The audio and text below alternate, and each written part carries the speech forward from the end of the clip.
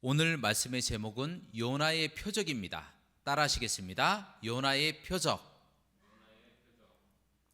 오늘 말씀 누가복음 11장 중반에 보면 예수님께서 귀신 들려서 벙어리 된 사람의 귀신을 쫓아내시니까 그 사람이 말을 하게 됩니다. 그러자 전에는 한 번도 본 적이 없는 기적을 경험한 거기 모여있던 사람들은 두 가지 반응을 나타냅니다. 첫 번째는 예수가 귀신의 왕 바알세불의 힘을 힘입어서 귀신을 쫓아낸다, 그렇게 거짓말을 하고요.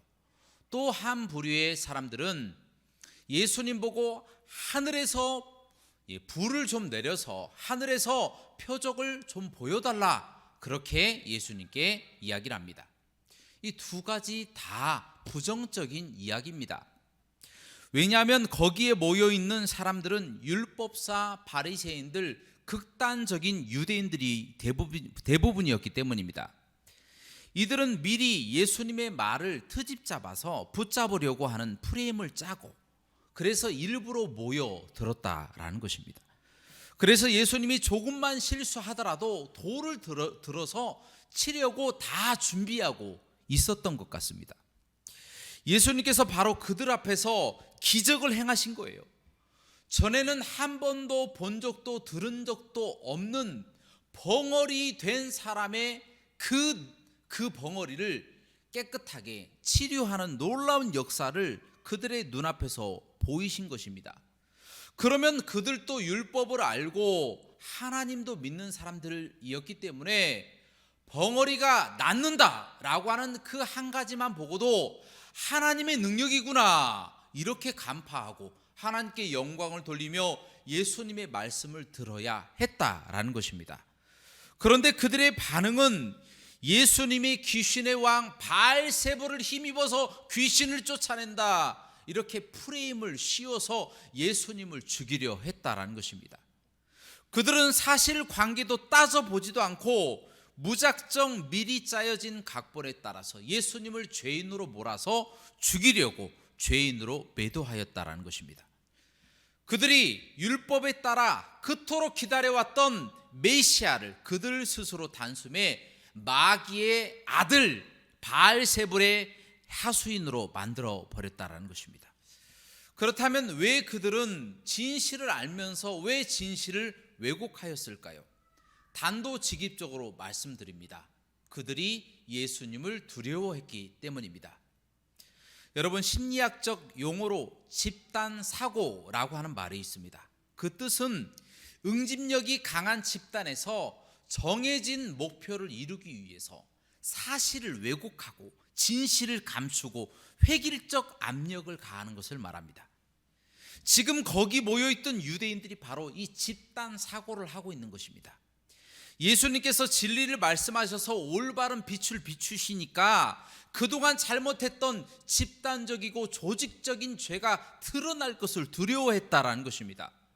곧 그들은 율법을 자신들의 이롭게 해석하고 예배를 이권 사업으로 변질시키고 기도하는 하나님의 성전을 도둑들이 들끄는 부정한 곳으로 만들어버렸던 그 죄가 드러날 것이 두려웠다라는 것입니다. 바로 이 영린을 예수님이 말씀으로 들춰내니까 그들이 견디지 못하는 거예요. 집단 사고를 통하여 내부를 결속하고 예수님을 죽이고자 결의했다라는 것입니다. 예수님이 그토록 기다려왔던 메시아건 아니건 상관없이 예수님을 죽이려고 결단하고 함께 몰려 들어와서 예수님을 어떤 수단과 방법도 가리지 않고 사소한 죄라도 드러나면 바로 그 자리에서 돌을 들어서 쳐서 죽이려고 프레임을 씌워버렸다라는 것입니다. 결국 이들이 예수님을 반역자 프레임을 씌워서 거짓 증인을 세우고 결국에 십자가에 못 박아서 죽여버리게 되죠. 이 얼마나 악랄하고 저속한 사람들이냐라는 것입니다. 그러나 안타깝게도 이런 집단 사고의 범죄는 예수님 당시의 유대인들만 하는 것으로 그치지 않습니다. 바로 우리가 사는 이 사회에도 만연해 있다라는 것입니다. 지금 현재에도 중국 공산당들이 홍콩 민주주의를 억압하고 집단 사고로 무너뜨리려 하고 있습니다. 뿐만 아니라 북한의 무자비한 인권 탄압, 예수 그리스도를 믿으면 수용소에 가둬버립니다. 그들이 가지고 있는 이 공산주의라고 하는 잘못된 집단 사고를 무너뜨리려 하는 그 세력을 견디지 못하고 사실을 왜곡하고 진실을 감추고 죽이려고 한다라는 것입니다. 그리고 현재 이 나라 위정자들도 마찬가지입니다. 정치와 경제, 안보, 외교, 사법, 행정, 교육, 의료 등 다 이 사람들이 정권을 가지고 집단 사고를 통하여 잘못된 방향으로 나아가고 있다는 것입니다. 이 때문에 얼마나 많은 사람들이 여기저기에서 아우성을 치고 있습니까? 얼마나 많은 사람들이 고통을 당하고 있냐라는 것입니다. 만약 이와 같은 때에 우리 믿는 사람들이 경각심을 가지지 않고 정신을 차리지 않는다면 우리도 어느새 그 집단 사고의 한 일원이 되어서 악한 일에 동조하고 있을지도 모른다라는 것입니다.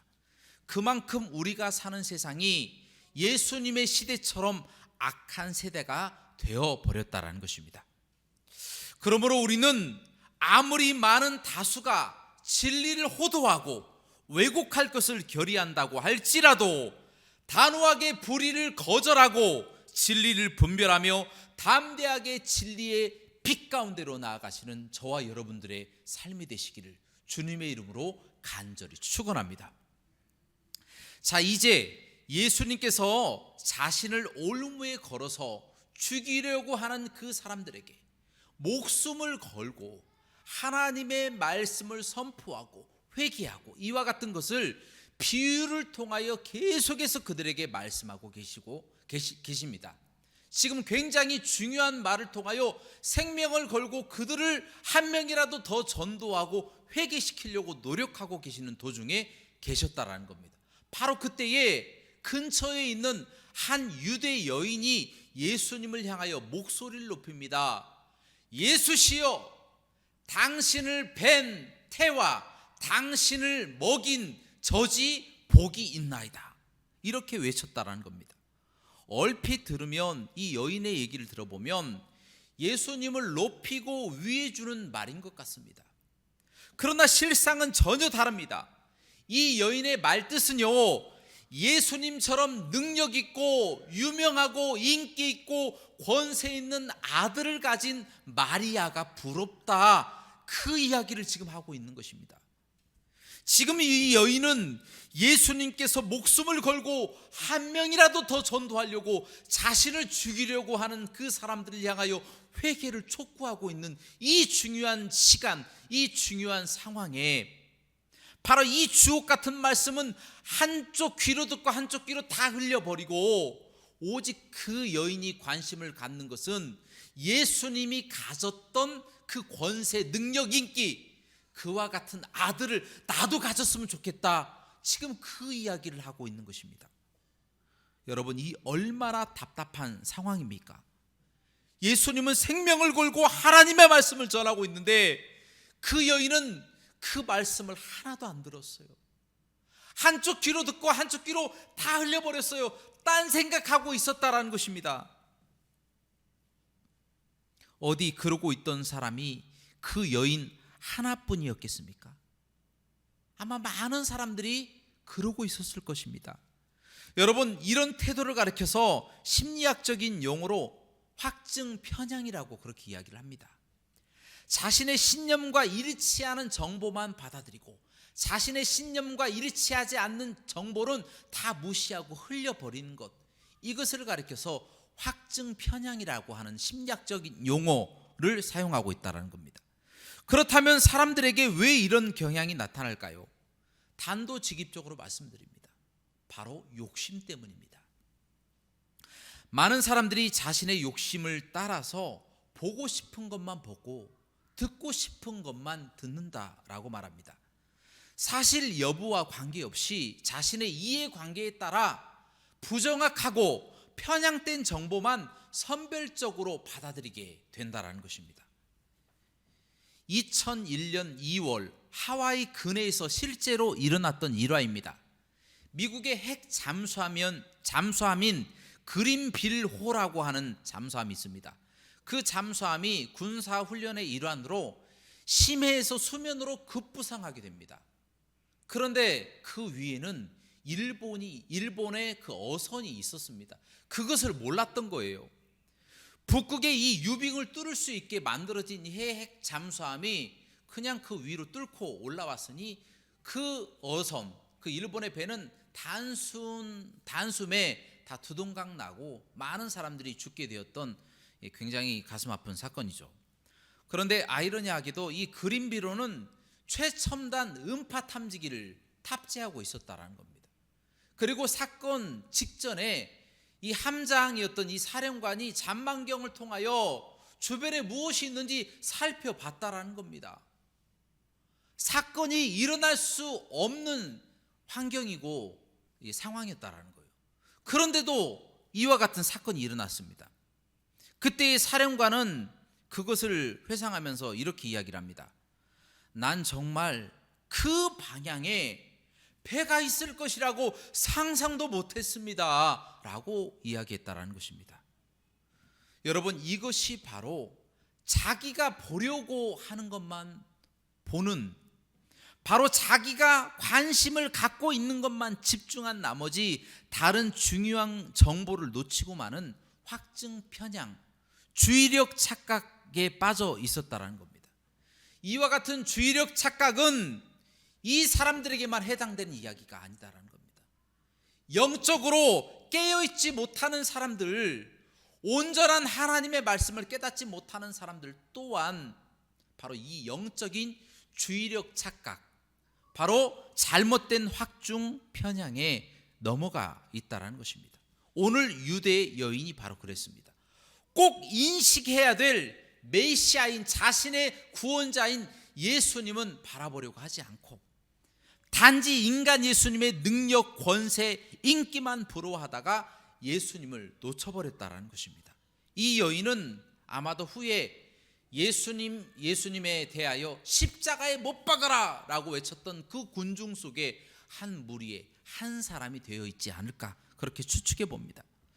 자, 그러자 예수님은 정말 답답한 마음으로 그 여인에게 이렇게 말합니다. 나를 뵌 태와 나를 먹인 젖이 복이 있는 것이 아니라 오히려 하나님의 말씀을 듣고 지키는 자가 복이 있다라고 말씀하십니다.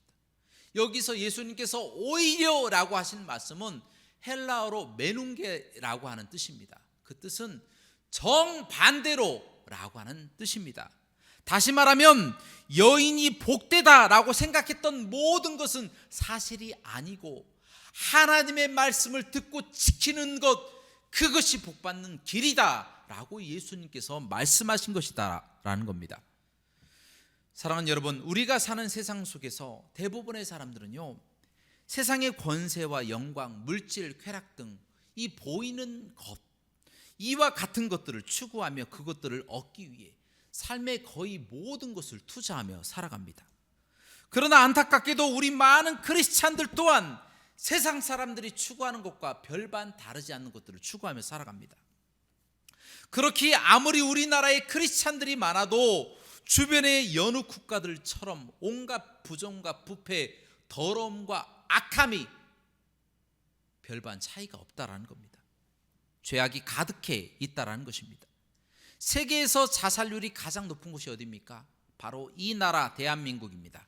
낙태율 1위, 양주 소비율 1위, 어린이 행복지수 낮은 순위 1위, 청소년 행복지수 낮은 순위 1위, 사교육비 지출 1위, 세금 부담 증가 속도 빠른 국가 1위, 가계비 증가 속도 1위, 국가 부채 증가 속도 가장 빠른 나라 1위가 바로 우리 대한민국이다라는 겁니다. 여러분, 믿는 사람들이나 안 믿는 사람들이나 똑같은 겁니다. 우리가 예배하고 찬양하고 있을 때 하나님께 집중하고 있습니까? 아니면 하나님이 아닌 다른 것에 관심을 갖고 있습니까? 하나님 바로 예배와 찬양의 대상이 되시는 하나님께는 무관심하면서 다른 것에 더 관심을 가지고 있다가 집에 돌아가는 것이 바로 지금 이 시대를 살아가고 있는 크리스찬의 모습이 아니겠느냐라는 것입니다. 이러니 어찌 변화가 이 나라에 나타날 수가 있겠습니까? 예수님께서 오죽 답답하셨으면 유대 여인에게 단도직입적으로 말씀하시지 않습니까? 욕심 부리지 말고 오히려 하나님의 말씀을 듣고 지켜라. 그것이 복된 삶이다 라고 말씀하시지 않습니까? 사랑하는 여러분, 그러므로 이제는 예수님의 말씀처럼 정말 중요한 것에 우리의 마음을 둡시다. 욕심 부리지 아니하고 화려하게 보이는 세상 것, 눈에 보이는 좋은 것들에 우리의 마음을, 우리의 본질을 빼앗길 것이 아니라 하나님, 바로 예배와 찬양, 기도의 대상이 되시는 하나님께 우리의 마음을 집중하며 살아갑시다. 그럴 때에 하나님께서 우리와 함께 하시는 것이며 우리의 삶을 통하여 우리의 주변이 변화되고 이 나라가 변화되고 전 세계가 하나님의 말씀으로 변화될 줄로 믿습니다. 마지막으로 하늘로서 내려오는 표적을 보여달라는 사람들에게 예수님께서는 단호하게 요나의 표적밖에는 보여줄 표적이 없다 이렇게 말씀하십니다. 여러분, 요나가 누구인지 아시죠? 바로 그는요, 아하스 왕 때 니느웨로 가서 회개를 선포한 사람입니다. 바로 그가 다시스로 가던 도중에 태풍을 만나서 배가 파손되고 그리고 물속에 들어가서 이 물고기 뱃속에서 3일을 있다가 토해냄을 받아서 니느웨에서 하나님의 말씀을 선포하고 회개를 선포한 사람이 바로 요나입니다. 바로 그 결과 니느웨는 그 회개 선포를 듣고 왕부터 백성에 이르기까지 모두가 다 회개하게 됩니다. 그래서 하나님의 심판이 니느웨에 임하지 않았어요. 놀라운 사실입니다. 하나님의 회개가 선포되고 그 회개를 들으면 심판이 그 땅에 임하지 않는다라는 것, 이것이 정말 중요한 사실이다라는 겁니다. 예수님은 지금 자신을 물고기 뱃속에서 사흘 동안 있었고 니느웨에 가서 회개를 선포한 요나와 빗대어서 말씀하고 있습니다. 자신이 요나와 같이 지금 너희에게 선포한다 이렇게 말씀하고 있다는 겁니다. 정말 예수님은 요나처럼 무덤에 사흘 동안 계셨어요. 3일 동안 계셨습니다. 또한 회개하지 않는 이 유대인들을 향하여 하나님의 말씀을 선포하고 회개를 촉구하신 분이 바로 예수님이셨습니다. 바로 예수님의 말씀인즉 니느웨와 같이 타락한 이 유대인들아, 너희가 회개하여 하나님께 돌아와 니느웨처럼 심판을 받지 마라. 니느웨처럼 회개하고 변화되어라 라고 지금 자신을 요나로 빗대어서 이야기하고 니느웨 사람들을 유대인으로 빗대어서 이야기하시면서 회개를 촉구하시는 내용이 바로 오늘 말씀의 본문에 나와 있다는 것입니다. 실제로 예수님은 하나님의 아들로서 이 땅에 오셔서 니느웨 같은 사람들을 위해 십자가에서 죽으시고 무덤에서 장사한 지 사흘 만에 부활하심으로 모든 믿는 자들에게 구원의 길을 열어두신 분입니다. 지금 예수님은 그 이야기를 말씀하고 계시는 것입니다. 그래서 유대인들이 어떻게 됐습니까? 요나처럼 선포했던 그 회개의 촉구를 들었습니까? 아닙니다. 그 회개의 촉구를 듣지 않고 도리어 예수님을 붙잡아서 달려들어 붙잡아 십자가에 달아서 죽여버리고 말았다라는 것입니다. 회개의 촉구를 듣지 않았다라는 것입니다. 그 결과 어떻게 되었습니까? AD 70년경에는 로마 티투스 장군이 와서 유대인들을 죽이고 모조리 포로로 사로잡아 버렸습니다. 예루살렘 그 안에 하나님의 성전은 돌 하나도 돌 위에 남지 않고 다 작은 다 부셔버렸습니다. 그 후에도 흩어진 유대인들은 사람들에게 공연히 미움을 받고 차별을 당했으며 이 게토라고 하는 이 제한 지역에 갇혀서 비참한 생활을 했습니다. 차별과 억압 가운데 슬프게 살았다라는 것입니다. 또한 십자군 원정 때는 수많은 사람들이 이유 없이 죽임을 당하였고요. 뿐만 아니라 2차 세계대전 때는 나치의 홀로코스트로 인하여 600만 명 이상의 유대인들이 죽임을 당하였다는 것입니다. 단도직입적으로 이것이 무엇을 말해줍니까? 요나의 표적은 심판을 상징하고 있다는 겁니다. 니느웨와 같이 타락한 도시도 회개하면 용서해 주겠다는데, 회개하지 않는 자들의 결과가 어떻게 되는 것인지 이 말씀을 통하여 우리에게 도전하고 있다는 것입니다. 그러나 한 가지 다행인 것은 로마서 11장 26절 말씀 보면 야곱 곧 이스라엘이 회개하고 돌아올 것이 이 말씀에 기록되어 있습니다.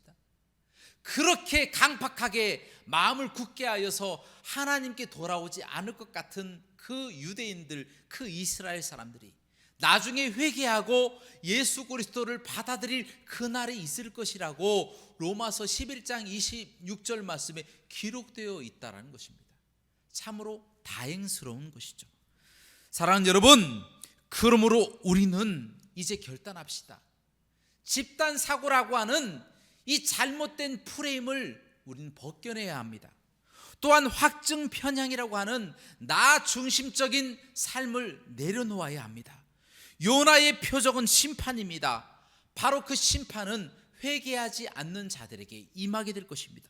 그러므로 우리는 하나님의 말씀이 선포될 때에 반드시 회개해야 합니다. 요나의 표적을 들고 회개를 선포하셨던 그 예수님의 회개 선포를 우리는 받아들여야 됩니다. 그 선포가 있을 때에 외면할 것이 아니라 하나님의 그 놀라우신 그 사랑을 우리의 마음속에 받아들여서 그 예수님의 요나의 표적을 들고 하신 그 회개의 선포를 받아들여서 회개하고 예수님께 달려가야 된다는 것입니다. 뿐만 아니라 이 시대에 예수님의 말씀을 듣고 선포되는 하나님의 말씀을 듣고도 마음을 강팍하게 하고 있는 이 시대의 사람들을 향하여 우리가 하나님의 복음을 선포하여 많은 자들이 예수 그리스도를 믿고 심판을 당하지 않고 회개하고 다 구원받는 놀라운 역사가 나타나기를 간절히 바라는 마음으로 전도하며 살아가시는 저와 여러분들의 삶이 되시기를 주님의 이름으로 간절히 축원합니다. 함께 기도하시겠습니다.